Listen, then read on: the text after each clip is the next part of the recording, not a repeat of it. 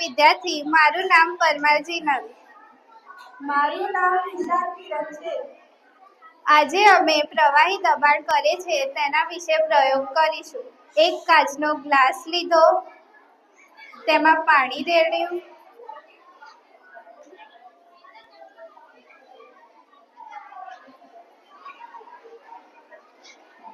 એક પૂંઠું લીધું, તેને કાચના ગ્લાસ ઉપર મૂક્યું. હવે તેને ઊંધું કર્યું. પૂંઠાને થોડીક વાર પ્રેસ કર્યું.